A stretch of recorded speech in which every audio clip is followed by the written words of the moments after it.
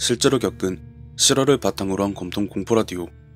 오늘 들려드릴 이야기는 시청자 500원 주었다님이 보내주신 이야기로, 한때 흉가방송 스트리머를 했던 사연자분이 지인들과 함께 다녀왔던 흉가에서 가져온 어떤 물건으로 인해 겪은 일이라고 합니다. 과연 어떤 이야기일지 지금 바로 알아보도록 하겠습니다. 아마 과거에도 그렇고 지금도 그렇겠지만 제가 흉가방송 스트리머를 했다는 걸 아는 사람이 드물 겁니다. 한참 생방송을 할 때도 시청자 수가 10명을 넘겨본 일이 드물 정도였을 정도로 학고 중에 학고였거든요. 거기에 혼자 흉가에 갈만한 깜냥도 안 됐었던 저는 방송을 할 때마다 주변 지인들을 데려다가 앞에 세우고 뒤에서 카메라로 촬영을 하면서 멘트나 중얼거리던 느낌이었어서 시청하시던 분들이 이게 뭐냐고 말하시면서 방송을 나가는 모습을 자주 보던 사람이었습니다. 그날 제가 문제의 그것을 흉가로부터 들고 나온 그때도 비슷한 양상의 생방송을 하고 있었습니다. 홍천의 한 가옥 흉가에 저를 포함한 4명이 갔었고, 방송만 잘 되면 뽀찌 좀 떼주겠다며 꼬드겨서 데려간 것이었죠. 그 흉가는 사실 딱히 별 볼 일이 없는 곳이었지만 단 한 가지, 한창 때 남정네들을 혹하게 할 만한 무언가가 있었습니다. 제가 나가기 전에 마지막으로 한 번만 보고 가자고 지인들을 설득했던 어떤 방이었는데요. 아무리 비워진 지 10년은 좋게 넘었을 것 같은 폐허의 모습을 하고 있었다고 해도 방이 꾸며져 있는 모습이라든지 액자에서 보여지는 방 주인의 모습이 적게 잡아도 10대 후반, 많아도 20대 초반일 것 같은 젊은 여자가 쓰던 방으로 보였고, 액자에서 보이는 방 주인의 외형도 당장 눈앞에 있었으면 혹했겠다 싶을 정도로 매력적인 모습을 하고 있었습니다. 그러니 저와 함께 그 방에 들어온 지인은 함께 방의 이곳저곳을 뒤지다가 반쯤 박살난 자개장 안에 있는 교복 몇 벌과 옷을 넣어두었을 법한 서랍장 안에서 지금은 차마 입 밖으로 꺼내기조차 꺼려지는 그것들을 보았고, 정말 그러면 안 됐지만 그런 것들을 마치 전리품 마냥 내가 이걸 먼저 가질 거네, 네가 저거 가져가라 하는 식으로 급히 주머니 안에 챙겨놓고 나왔습니다. 나중에 알고 보니 그것들을 챙겼던 제 지인은 흉가에서 나오는 길에 도로 그 방 안에 두고 나왔다고 하더라고요. 사실 흉가 안에서 이렇다 할 무언가도 없었고 하다 보니 챙겨서 나온 방 주인들의 그것들을 정성스럽게 접어서 가방 안에 넣은 저는 집에 돌아오자마자 그것들을 세탁기에 넣어서 몇 번이고 군내를 제거해내고 나서야 제대로 그것들을 가지고 놀기 시작했습니다. 다 큰 성인 남성이 그런 것들을 가지고 논다고 해봐야 뭐라고 놀았겠습니까마는 도저히 입 밖으로나 손가락 밖으로 꺼내기가 그렇더라고요. 혼자 편집하면서 맥주도 홀짝홀짝 마셨겠다. 피곤함과 취기에 몸이 완전히 바스러진 저는 무기력하게 술 기운에 잠에 들었었죠. 그리고 그날 밤 살면서 처음으로 가위 눌림을 겪었습니다. 저는 잘 때 천장을 보고 자는 습관이 있습니다만 그날은 이상하게 제가 자다가 뒤척이면서 옆으로 돌아 누웠었나봐요. 왼편에 PC가 세팅되어 있는 데스크탑에 흑갈색의 긴 머리칼을 늘어뜨린 교복을 입은 어떤 여자가 저를 보고 있는 게 보였습니다. 이게 제 시야는 그쪽으로 고정이 되어 있는데 이상하게 몸이 움직이질 않는 걸 보니까 그동안 익히 들어온 가위 눌림이란 게 이런 건가 싶나보다 하면서도 정작 점점 교복 치마에서 점차 블라우스가 보이는 쪽으로 시선이 움직였고, 마지막으로 시선이 멈춘 그 여자의 얼굴이 보이는 순간 저는 알 수 있었습니다. 제가 그날 흉가에서 마지막으로 들어갔던 그 방에 액자에서 봤던 그 방의 주인이라는 것을요. 저는 순간 굳어있는 제 몸 전체에 싸늘한 식은땀이 흐르는 느낌을 받았고, 이걸 어떻게 넘겨야 하나에 대한 생각을 거듭해야만 했어요.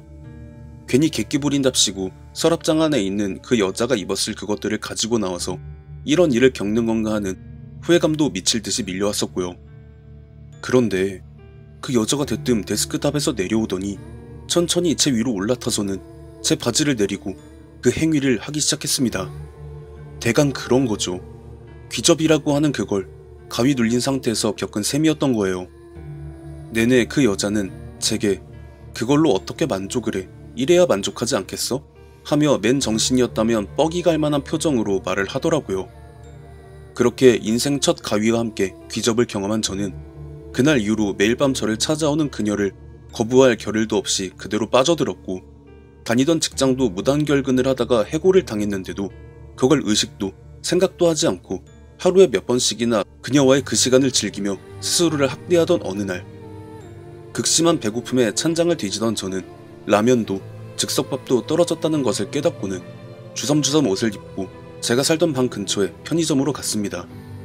저는 저에게 이상한 논초리를 보내는 사람들을 거의 의식하지 못하고 그저 좀비 마냥 라면 이렇게 중얼거리며 편의점 바구니에 브랜드를 가리지 않는 온갖 종류의 라면을 담아 계산대로 가져갔는데요.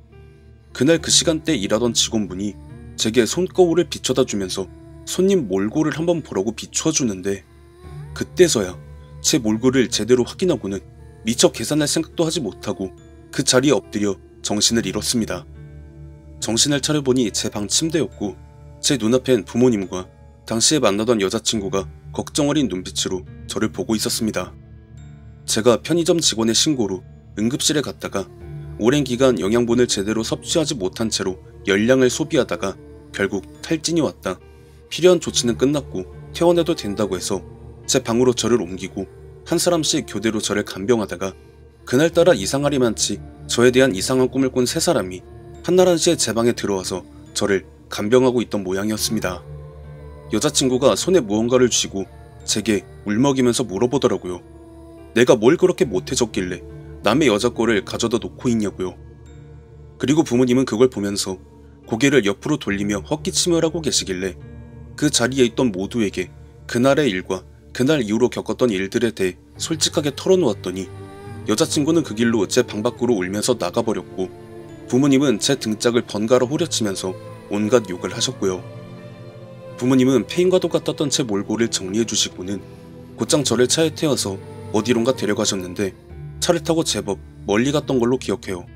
적어도 4시간은 넘게 달려서 도착한 어느 산이었고 그때부턴 듬성듬성 나있는 등산로를 따라 앞뒤로 저를 포위한 부모님에게 의지해서 걷는데 제가 정확하게는 기억이 나지 않지만 못 가겠다고 주저앉아서 어린애처럼 펑펑 울다가 벼랑간 낭떠러지에 솟아난 가는 나무의 몸통을 부여잡고서는 계속 가면 손을 놔버릴 거라고 협박까지 했다고 하시더라고요.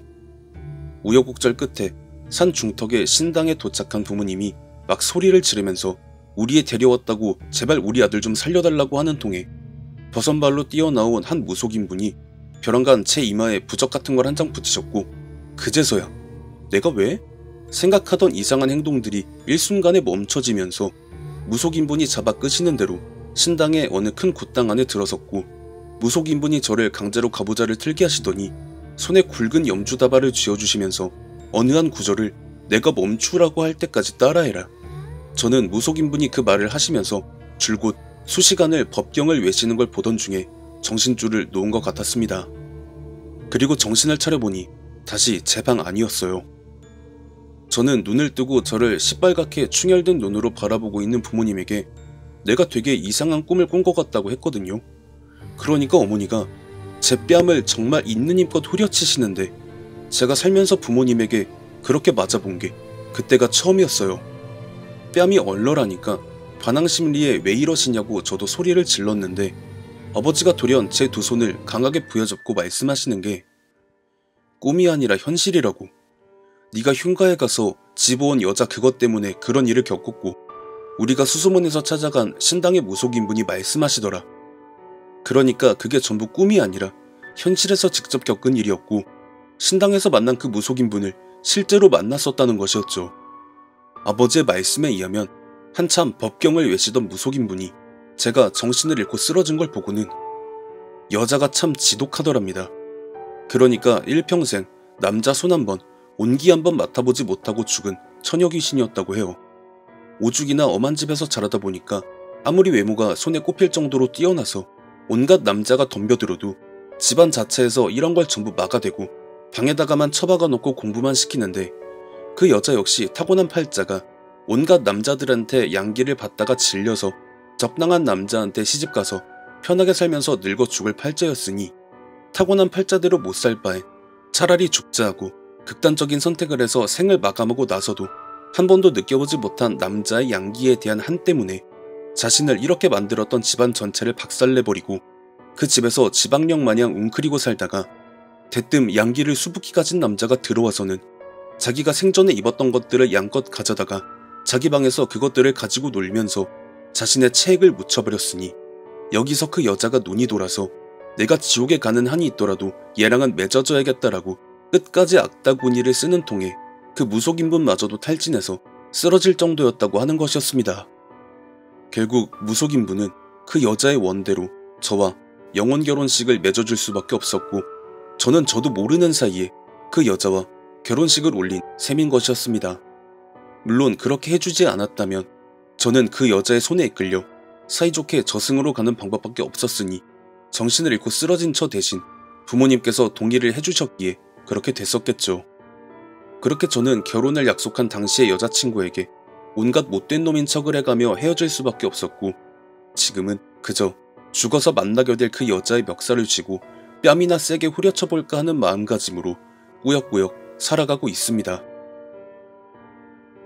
이야기를 제보받았을 때 중간까지 읽었던 저는 이냥저냥 대충 색정기나 귀접에 관련된 사연이겠거니 했습니다만, 생각외로 엄청난 결말을 가진 이야기였습니다. 이래서 흉가나 폐가를 함부로 가서는 안 된다는 말이 있는 것이고, 혹여 가더라도 그 안에 남아있는 물건은 함부로 건드리면 안 된다는 일선 선배님들의 격언이 있죠.